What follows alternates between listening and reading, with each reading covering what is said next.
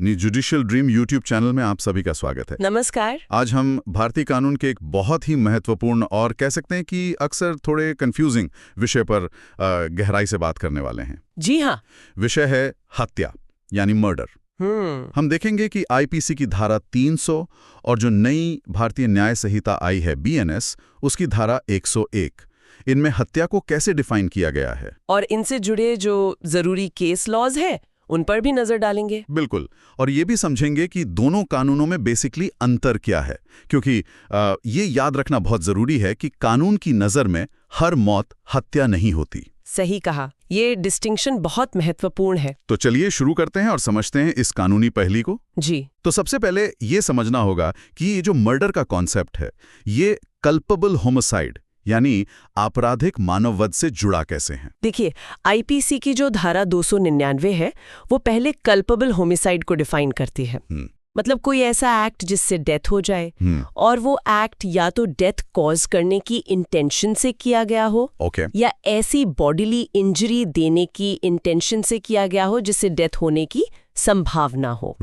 या फिर इस नॉलेज के साथ किया गया हो कि उस एक्ट से डेथ होना लाइकली है। ठीक है, तो वो है कल्पेबल होमिसाइड। जी। अब धारा 300 जो है वो इसी कल्पेबल होमिसाइड को एक स्टेप आगे ले जाती है। अच्छा, कैसे? वो उन स्पेसिफिक कंडीशंस या परिस्थितियों को बताती है जब कल्पेबल होमिसाइड मर्डर का जो ग्रेव ऑफेंस है वो बन जाता है। ओके, तो कल्पेबल होमिसाइड मर्डर कब बनता है ये धारा 300 बताती है। बिल्कुल। और इसको समझने के लिए सेक्शन 300 के 4 मुख्य तत्व या कह लें इंग्रेडिएंट्स हमें देखने होंगे। ठीक है, तो पहला इंग्रेडिएंट क्या है? पहला है सबसे सीधा साधा, मृत्यु कारित करने का आशय, मतलब intention to cause death. Okay, यहाँ इंटेंशन बिल्कुल क्लियर है, जान लेने का। हाँ, यहाँ मेंस रिया जो क्रिमिनल इंटेंट है वो बिल्कुल स्ट्रांग है।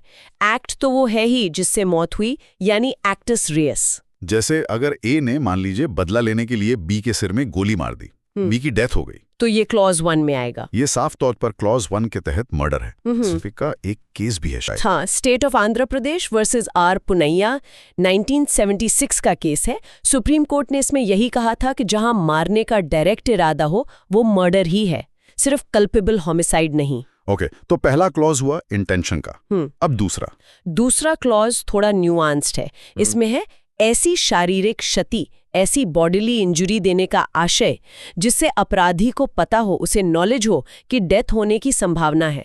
अच्छा, यहाँ इंटेंशन चोट पहुंचाने का है। हाँ। और साथ में ये ज्ञान भी है कि ये चोट जानलेवा हो सकती है। हाँ, खास बात यह है कि यहाँ अपराधी को विक्टिम की किसी खास वल्नरेबिलिटी, कोई कमजोरी, कोई बीमारी, ऐसी किसी स्थिति का पता होता है। उदाहरण के तौर पर जैसे मान लीजिए ए को पता है कि बी का दिल बहुत कमजोर है, वो हार्ट पेशेंट है, फिर भी झगड़े में ए उसके सीने पर जोर से मुक्का मारता है। हाँ। और शॉक से बी की डेथ हो जाती है। तो यहाँ ए का इरादा शायद सीधे मारने का न भी हो। हाँ, हो सकता है सिर्फ चोट पहुंचाने का हो, पर उसे ये नॉलेज थी कि उसके इस एक्ट से उस खास व्यक्ति की मौत हो सकती है। समझ गया, तो नॉलेज का फैक्टर यहाँ क्रूशल है। बिल्कुल।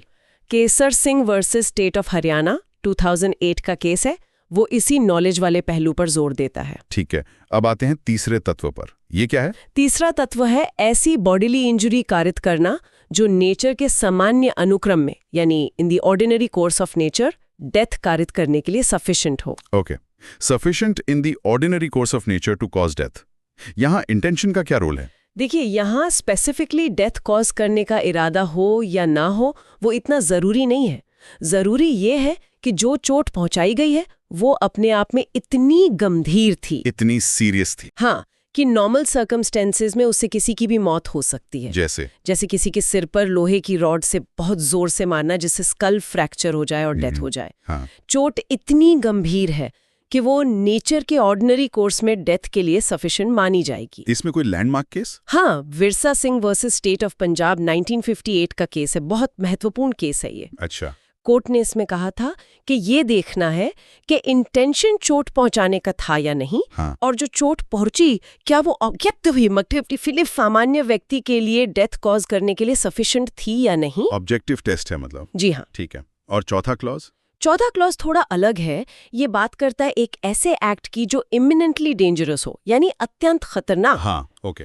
और वो बिना किसी उचित कारण या बहाने के विदाउट एनी एक्सक्यूज किया जाए। अच्छा, इसमें इंटेंशन किसी खास व्यक्ति को मारने का नहीं होता? जरूरी नहीं।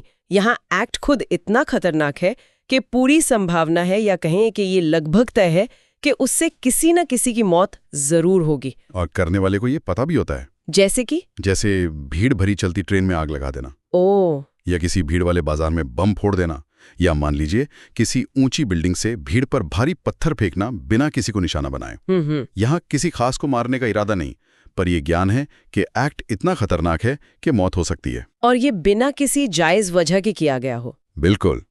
State of MP versus Munna Choubey 2005 case में ऐसे ही रेकलेस और खतरनाक एक्ट्स को मर्डर माना गया था। तो ये हो गए 4 क्लॉज जो कल्पेबल होमिसाइड को मर्डर बनाते हैं। Intention to cause death, intention to cause injury knowing it can cause death, injury sufficient in ordinary course, और इमिनेंटली डेंजरस एक्ट। जी, लेकिन कहानी यही खत्म नहीं होती। इसमें कुछ अपवाद भी हैं, है ना? एक्सेप्शंस। हाँ बिल्कुल, कानून कभी इतना ब्लैक एंड व्हाइट नहीं होता।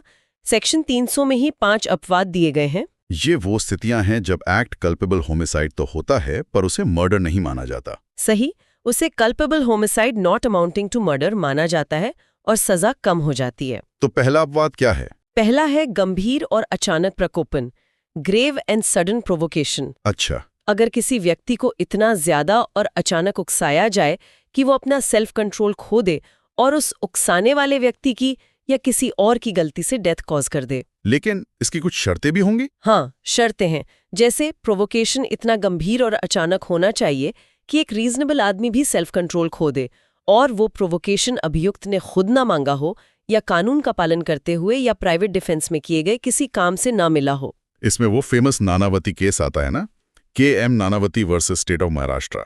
हाँ बिल्कुल, वो इसी अपवाद से जुड़ा बहुत चर्चित केस है। हालांकि उसमें कोर्ट ने माना था कि प्रोवोकेशन शायद रहा हो, पर वो सडन नहीं था, क्योंकि अभियुक्त के पास सोचने समझने का, कूल डाउन होने का टाइम था। अच्छा, तो सडन होना भी जरूरी है? जी ठीक है। दूसरा अपवाद? दूसरा है निजी प्रतिरक्षा के अधिकार का अतिक्रमण, exceeding right of private defence. मतलब सेल्फ डिफेंस में जरूरत से ज्यादा फोर्स यूज कर लेना। हाँ, अगर कोई व्यक्ति गुड फेथ में अपने शरीर या संपत्ति की रक्षा कर रहा है और वो जरूरत से ज्यादा बल प्रयोग कर देता है जिससे हमलावर की मौत हो जाती है, लेकिन इसमें शर्त यह है कि ये बिना किसी प्री मेडिटेशन यानी पूर्व चिंता के और बिना जरूरत से ज्यादा नुकसान पहुंचाने के इरादे के किया गया हो। ओके। तीसरा अपवाद? तीसरा है पब्लिक सर्वेंट से जुड़ा हुआ। अगर कोई पब्लिक सर्वेंट या उसकी मदद करने वाला व्यक्ति जो लॉ एंड ऑर्डर बनाए रखने के लिए काम कर रहा है, गुड फेथ में अपनी कानूनी शक्तियों से आगे बढ़ जाता है और कोई ऐसा कांड कर देता है जिसे वो जरूरी और कानूनी समझता है और उससे किसी की डेथ हो जाती है, तो ये भी मर्डर नहीं माना जाएगा, बशर्ते कि उसने ये बिना किसी दुर्भावना के किया हो। ठीक है। चौथा अपवाद? चौथा है सडन फाइट, बिना प्री मेडिटेशन के अचानक झगड़ा। अच्छा, अचानक लड़ाई हो गई? हाँ, गर्मा गर्मी में, पैशन में, बिना किसी पूर्व योजना के झगड़ा शुरू हुआ और उसी दौरान अभियुक्त ने दूसरे व्यक्ति की डेथ कॉज कर दी। इसमें भी शर्तें होंगी? हाँ, इसमें भी ये जरूरी है कि अभियुक्त ने कोई अनड्यू एडवांटेज ना लिया हो या क्रूअल या अनयूजुअल तरीके से काम ना किया हो। मतलब अचानक झगड़े में जो हो गया वो हो गया। कोई केस लॉ इसके लिए? जी, Sukhbir Singh versus state of Haryana 2002 case इस पर काफी रोशनी डालता है। ओके। और पांचवा और आखिरी अपवाद? पांचवा है मृतक की सहमति, कंसेंट ऑफ द डिसीज्ड। अच्छा, ये कैसे? जहां मरने वाला व्यक्ति 18 साल से ज्यादा उम्र का हो और उसने अपनी मौत की सहमति दी हो या मौत का जोखिम उठाया हो। ये यूथनेसिया जैसा है? नहीं, ये उससे अलग है। ये ज्यादातर उन मामलों में देखा जा सकता है जहां कोई बहुत खतरनाक खेल हो जिसमें मौत का जोखिम हो और पार्टिसिपेंट सहमति दे, या फिर जैसे सुसाइड पैक्ट्स होते हैं। समझ गया। तो ये 5 एक्सेप्शंस हैं जो कल्पेबल होमिसाइड को मर्डर बनने से रोकते हैं। बिल्कुल। तो ये तो हुई आईपीसी सेक्शन 300 की बात। अब आते हैं नई भारतीय न्याय संहिता BNS 2023 पर। इसमें सेक्शन 101 है जो आईपीसी 300 की जगह लेगा। क्या इसमें कोई बड़े बदलाव किए गए हैं? देखिए, अगर हम सब्सटेंस की बात करें, मूल कानूनी सिद्धांत की, तो BNS सेक्शन 101 का ढांचा काफी हद तक वैसा ही है जैसा आईपीसी 300 का था। मतलब वो 4 क्लॉज और 5 एक्सेप्शंस वैसे ही हैं। हाँ, वो कोर प्रिंसिपल्स लगभग वही हैं। कानून का जो एसेंस है वो नहीं बदला है, लेकिन कुछ इंपॉर्टेंट सुधार जरूर हैं। जैसे कि? पहला और सबसे नोटिसेबल है भाषा। BNS में कोशिश की गई है कि भाषा को सरल बनाया जाए। जो पुरानी थोड़ी जटिल कानूनी अंग्रेजी थी उसकी जगह ज्यादा आम बोलचाल की भाषा या कहें कि सिंपल हिंदी इंग्लिश मिक्स का इस्तेमाल हुआ है। अच्छा, तो समझना आसान होगा। उम्मीद तो यही है। दूसरा, जो मेंस रिया के तत्व हैं यानी आशय, इंटेंशन और ज्ञान, नॉलेज, उनको हर क्लॉज में ज्यादा स्पष्ट रूप से, ज्यादा क्लियरली डिफाइन और सेपरेट किया गया है। इससे इंटरप्रिटेशन में जो कभी कभी अस्पष्टता आ जाती थी वो शायद कम हो। प्रेजेंटेशन ज्यादा लॉजिकल लगता है। तो मतलब मूल कानून वही, पर क्लैरिटी और प्रेजेंटेशन बेहतर। काफी हद तक यही कहा जा सकता है। और हाँ, जाहिर है सेक्शन नंबर्स बदल गए हैं।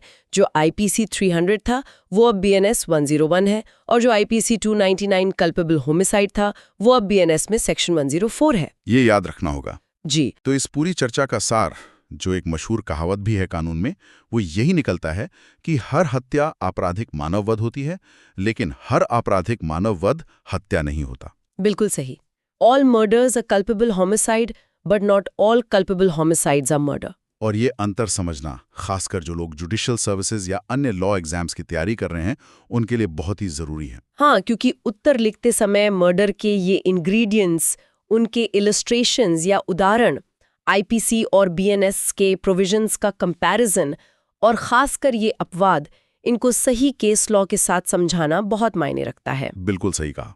इससे उत्तर की क्वालिटी बढ़ जाती है। जी। तो इस विषय पर जो संभावित प्रश्न बन सकते हैं, उनके मॉडल आंसर्स अगर आप प्राप्त करना चाहते हैं तो आप हमारा पेड टेलीग्राम चैनल ज्वाइन कर सकते हैं। उसका लिंक आपको इस वीडियो के डिस्क्रिप्शन में मिल जाएगा। हाँ, और ऐसे ही और जानकारीपूर्ण कानूनी विश्लेषण के लिए जुडिशियल ड्रीम YouTube चैनल को सब्सक्राइब करना ना भूलें। बिल्कुल। आज के लिए इतना ही। धन्यवाद। धन्यवाद।